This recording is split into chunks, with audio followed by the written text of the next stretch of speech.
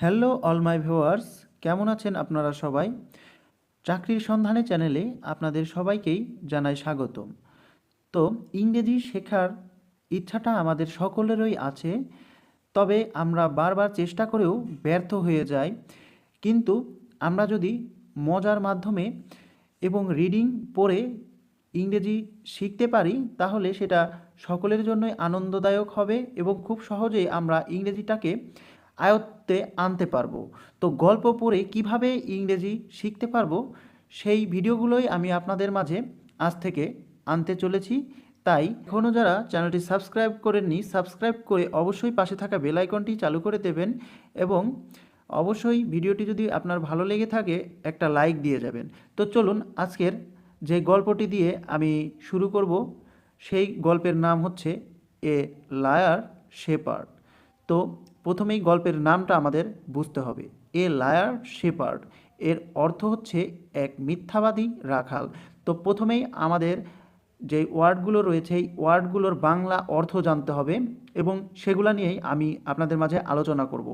Liar মানে মিথ্যাবাদী, আমরা সকলেই জানি, এবং শেপার্ড মানে রাখাল। তাই এখানে এ লায়ার শেপার্ড বলতে একজন মিথ্যাবাদী রাখালকে বোঝানো হয়েছে।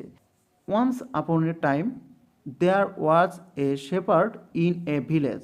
তো এখানে বলা হয়েছে একদা এক গ্রামে এক রাখাল ছিল। তো এখানে আমার মনে হয় না কোনো ওয়ার্ডে আপনাদের সমস্যা হতে পারে এই লাইনটার মধ্যে। যদি সমস্যা হয়ে থাকে তাহলে আপনারা কমেন্ট বক্সে আমাকে জানাতে পারেন, আমি চেষ্টা করব সমাধান করার জন্য। তো he used to tend a flock of sheep in a nearby field. তো এখানে কি বলেছে দেখুন, প্রথমে আপনাদের ওয়ার্ডগুলো জানতে হবে। Flock of sheep, flock of sheep বলতে এখানে বোঝানো হয়েছে ভেড়ার পাল। ফ্লোক অফ শিপ অর্থ ভেড়ার পাল। তাহলে এখানে বলা হয়েছে যে he used to tend a flock of sheep in a nearby field. তো নিয়ার বাই বলতে আমরা জানি যে কাছাকাছি যেটা, আর ফিল্ড বলতে আমরা জানি যে মাঠ। তো এখানে বলা হয়েছে যে তিনি পাশের মাঠে ভেড়ার পাল চড়াতেন। ঠিক আছে, he used to tend a flock of sheep in a nearby field, অর্থাৎ তিনি পাশের মাঠে ভেড়ার পাল চড়াতেন। তারপরের লাইনটি বলা হয়েছে there was a thick forest next to the field. তো এখানে যেই ওয়ার্ডটি আপনাদের সমস্যা হতে পারে সেটি হচ্ছে থিক। এখানে কিন্তু THICK, এটা দেখে আপনাদের মনে রাখতে হবে। থিক, থিক মানে কি ঘন, আর ফরেস্ট মানে আমরা সকলেই জানি যে জঙ্গল। ঠিক আছে, তাহলে এটা বোঝাচ্ছে যে there was a thick forest next to the field, অর্থাৎ মাঠের পাশেই ছিল ঘন জঙ্গল। তারপরের যে লাইনটি রয়েছে সেটি হচ্ছে the shepherd was a great liar. এখানে বলা হয়েছে রাখাল বড় মিথ্যাবাদী ছিল। He always got pleasure to cheat people with his lies. তো এখানে বলা হয়েছে যে তিনি সবসময় তার মিথ্যা দিয়ে মানুষকে ঠকিয়ে আনন্দ পেতেন। প্লেজার অর্থাৎ আনন্দ, আমরা সকলেই জানি। আর এই লাইনটাই আপনাদের সমস্যা হওয়ার কথা না। যাই হোক, যদি কোনো ওয়ার্ড আপনারা না বুঝতে পারেন আমাকে কমেন্টে জানাতে পারেন, আমি আপনাদের সেটি সমাধান করে দেব। আর তারপরে যেটি বলা হয়েছে while tending sheep in the field he often cried out wolf wolf help help. তো এখানে বলা হয়েছে যে while tending sheep in the field, অর্থাৎ মাঠে ভেড়া চড়ার সময়। মনে রাখতে হবে যে আপনাদের ওয়ার্ডগুলো ভালো করে আগে বুঝতে হবে। While tending sheep in the field, মাঠে ভেড়া চড়ার সময় হি অফেন ক্রাইড আউট। তো এখানে অফেন অর্থ হচ্ছে প্রায়ই। তো অনেকেই অফেন নিয়ে আর কি না বুঝতে পারেন, তাই সেটি বলে দিলাম যে অফেন অর্থ হচ্ছে প্রায়ই। তাহলে ওয়ার্ডটি দাঁড়াচ্ছে তিনি প্রায়ই চিৎকার করে বলতেন ওল্প ওল্প হেল্প হেল্প, নেকড়ে নেকড়ে সাহায্য সাহায্য। ঠিক আছে, তো তারপরের যেই লাইনটি রয়েছে hearing his shouting the farmers usually left their work and রাশড to him in order to save হিম। তো বাক্যটা আগে আপনারা ছোট করে নেবেন। হেয়ারিং হিজ শাউটিং, তো শাউটিং এইটার মানে কি? শাউটিং অর্থ চিৎকার করা, এবং ইউজুয়ালি অর্থ বোঝাচ্ছে হচ্ছে আপনার সাধারণত। তো এই দুইটা অর্থ আমরা জেনে গেলাম। তো এখন আপনারা ছোট করে আপনারা বলার চেষ্টা করুন hearing his shouting the farmers usually left their work. তার চিৎকার শুনে কৃষকরা সাধারণত তাদের কাজ ছেড়ে তাকে বাঁচানোর জন্য কাছে ছুটে যেত। অর্থাৎ hearing his shouting the farmers usually left their work. তার চিৎকার শুনে the farmers usually left their work, কৃষকেরা তাদের কাজ ছেড়ে, অ্যান্ড অর্থাৎ এবং, রাস্ট অর্থাৎ আপনাদের মনে রাখতে হবে তাড়াতাড়ি, rush to him in order to save হিম, অর্থাৎ তাকে বাঁচানোর জন্য তাড়াহুড়া করে তার কাছে ছুটে যেত। তো আপনারা ভেঙে ভেঙে প্রথমে বলার চেষ্টা করবেন এবং তারপরে আপনারা পুরা যে সেন্টেন্সটা রয়েছে একবারে বলার চেষ্টা করবেন, তাহলে আপনাদের ইংরেজি শেখাটা আরও সহজ হয়ে উঠবে। Hearing his shouting the farmers usually left their work and rush to him in order to save হিম। তার চিৎকার শুনে কৃষকেরা সাধারণত তাদের কাজ ছেড়ে তাকে বাঁচানোর জন্য তার কাছে ছুটে যেত। But the boy laughed and got pleasure thinking that the farmers were foolish. এখানে যে ওয়ার্ডটি আপনারা না বুঝতে পারেন সেটা হচ্ছে ফুলিশ। তো ফুলিশ অর্থাৎ হচ্ছে বোকা।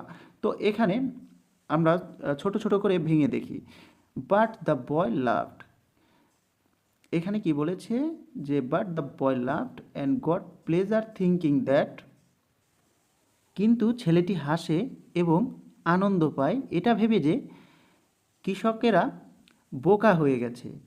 তো তারপরে যেই ওয়ার্ডগুলো রয়েছে, তো এইখান থেকে আমরা যেই ওয়ার্ডগুলো শিখলাম, ইউজুয়ালি অর্থাৎ সাধারণত, ফুলিশ অর্থাৎ বোকা, শাউটিং অর্থাৎ চিৎকার, রাস্ট অর্থাৎ তাড়াহুড়া। তো তাড়াহুড়া বা তাড়াতাড়ি, যাই হোক। তো তারপরের যেই সেন্টেন্সগুলো রয়েছে তো সেইগুলো দেখে আসি। তো এখানে যে সেন্টেন্সগুলো রয়েছে এগুলা আমরা সকলেই পারবো আর কি। ওয়ান ডে এ ওল্ফ রিয়েলি কাম, অর্থাৎ একদিন সত্যি সত্যি একটা নেকড়ে এলো। ওয়ান ডে অর্থাৎ একদিন আমরা জানি, আর কেম অর্থাৎ আসা।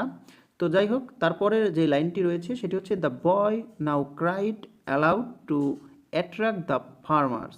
ছেলেটি এখন কৃষকদের আকৃষ্ট করার জন্য জোরে জোরে কেঁদে উঠল। তো এখানে অ্যাট্রাক্ট অর্থাৎ আকৃষ্ট করা আর কি, ঠিক আছে। তো এখন ছেলেটি সেই কৃষকদের আর কি আকৃষ্ট করার জন্য জোরে জোরে কেঁদে উঠল। No farmer responded to his crying because they thought that the shepherd was making fun with them. তো কোনো কৃষক তার কান্নার জবাব দেয়নি, কারণ তারা ভেবেছিল যে রাখাল তাদের সাথে মজা করছে। তো এখানে আপনারা ছোট করে আগে ভেঙে বলার চেষ্টা করবেন, ঠিক আছে। যেমন no farmer responded to his crying, কোনো কৃষক তার কান্নার জবাব দেয়নি, because they thought that the shepherd was making fun with them, কারণ তারা ভেবেছিল যে রাখাল তাদের সাথে মজা করছে। তারপরের যে সেন্টেন্সটা রয়েছে,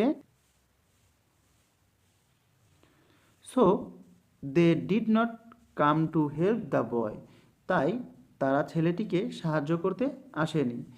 the old found the cowboy alone and killed him, নেকড়ে কাউবয়কে একা পেয়ে মেরে ফেলল। After eating his flesh, flesh অর্থ কি বলতে পারবেন? তো যারা আগেই পারবেন তারা কমেন্ট করে দেন। ফ্লেশ অর্থ মাংস। After eating his flesh it went away, তার মাংস খেয়ে চলে গেল।